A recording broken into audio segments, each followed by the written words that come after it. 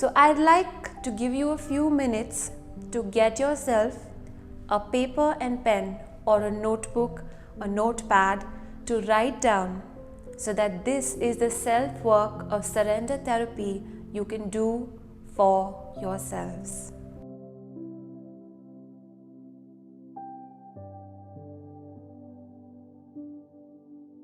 I hope all of us have a pen and paper with us to note down the 3 questions: what to surrender, why you are surrendering, and how you're going to surrender. So what do you want to surrender?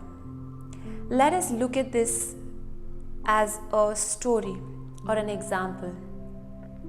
For example, I have been in a toxic relationship, and with the idea of I love this person, so I will deal with this toxic space. And there you've reached a point of saturation when you can no longer take this toxicity. You are asking yourself now, what do I do? How do we put this into different categories to resolve it? Let us look at this as a puzzle piece that we are going to fix. Note down, like I mentioned, a toxic relationship, anything that you want to resolve and surrender. You need to find out the root cause. Most often in toxic relationships or abusive relationships, you are in need of that person for a particular reason, and therefore you just succumb to all the happenings with it.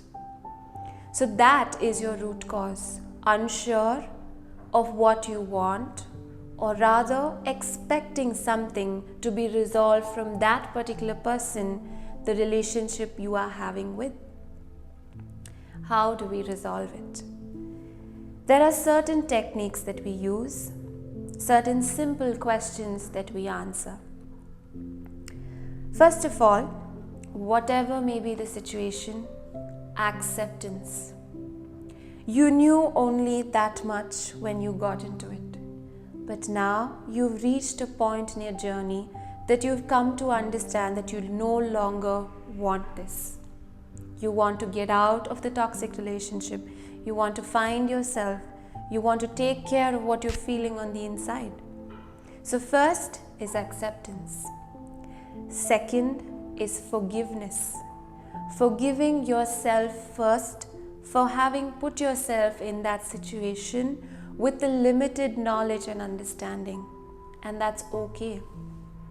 I say that is okay not to know all that we need to know. And it's part of the journey. It's an opportunity that happened for you to grow, for you to understand yourself better, for you to do the things for yourself 100%, going back to the relationship you have with yourself. And when you forgive yourself, you also have the capacity to forgive the other person, because the other person also knew only that much in the relationship. Most often, when you tell the person, you are treating me like this, I've told you I don't want to be treated like this, you continue to do that, and the person apologizes over and over again, but the pattern repeats itself. Therefore, there are 2 hands in this toxic pattern where grief and sadness occurs over and over again. Here we are resolving that. We are breaking that pattern for ourselves. So when we forgive ourselves, we forgive the other, and when forgiveness happens, you pave the way to grow. You are able to take those baby steps with a little more understanding and knowledge of what you need to do for yourself.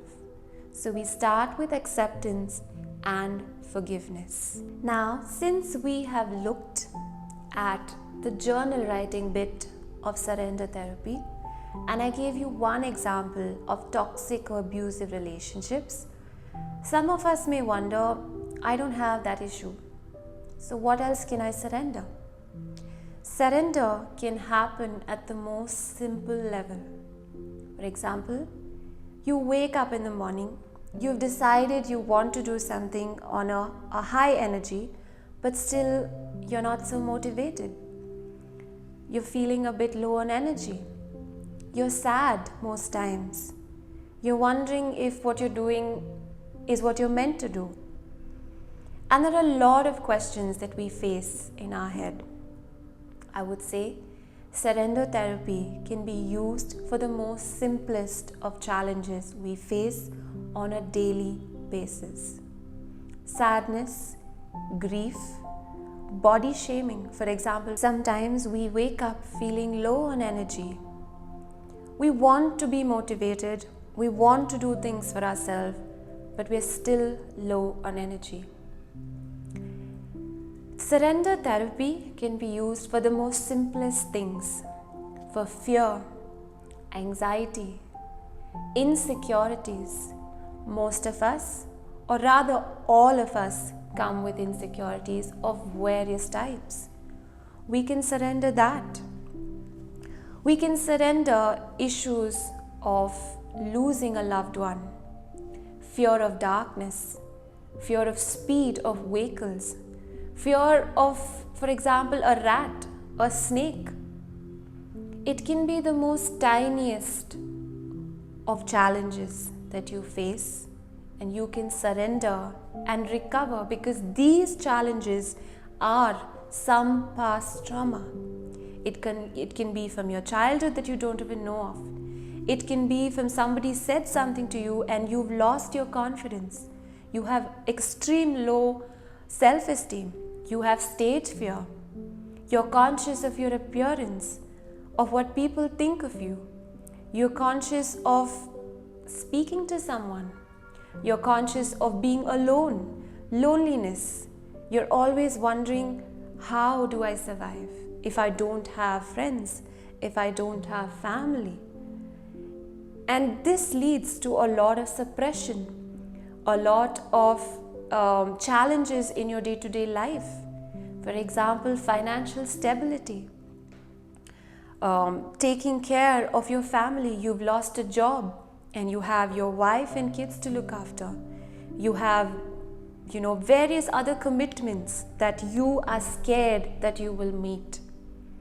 And I would say fear is the only thing that stops you from your highest potential. So if at all if you're wondering why surrender therapy or who is surrender therapy for, it is for every human being, irrespective of what caste, creed, irrespective of age. Today we see so many children suffering from self-esteem. People are body shaming. For example, leave alone other people looking at you and judging you. You judge yourself every day you wake up. You look at the mirror and you say, oh, I wish I was this. I wish I was like that person. I wish I had that job. I wish I had that car. And the wants are innumerous. The expectations are a list that are not met. And these are the cause of insecurities.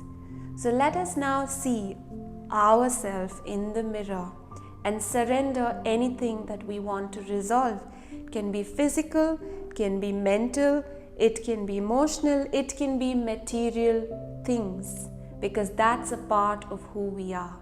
Financial stability, a comfortable home, a comfortable vehicle to move around from A to B.